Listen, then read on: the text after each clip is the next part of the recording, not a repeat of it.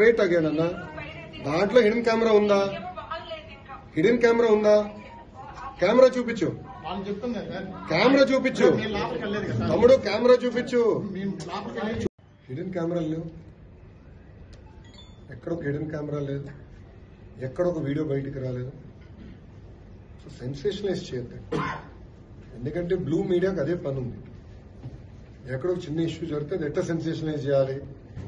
ప్రధానంగా నేను విద్యాశాఖ మంత్రి అయ్యాను కనుక నా పైన ఎక్కువ ఫోకస్ ఉంది. Ready for that focus, I have no problem.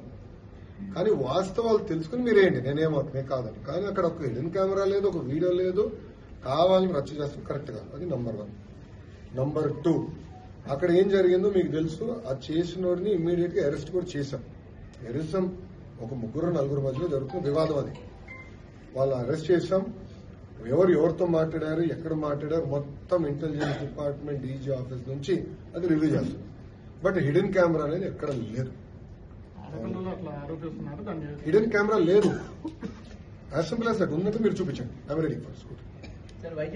There is no hidden camera anywhere. Hidden camera లేనప్పుడు కావాలని దుష్ప్రచారం చేస్తాం, కరెక్ట్. 4 మధ్యలో అది ఇష్యూ ఉంది, 4 మధ్యలో ఒక ఇష్యూ ఉంది అందరూ. But it has nothing to do with hidden camera. ఒక ఆడకూతురు అట్లా బహిరంగంగా వచ్చి అట్లా ఆరోపణ చేసింది. దీని ఏ విధంగా ఆడవాళ్ళే హిడెన్ కెమెరా అయితే ఉందా లేదా? నేను సూట్ గా మిమ్మల్ని అడుగుతున్నా, మీడియా మిత్రులు అడుగుతున్నా. ఉన్నాయని చెప్తున్నారు. అవును సార్, దొరికినాయా? లోపలికి వెళ్ళట్లేదు కదా. పోలీసు వాళ్ళు వెళ్ళారు, కలెక్ట్ చేసుకున్నారు, ఎవిడెన్స్ ఉంది.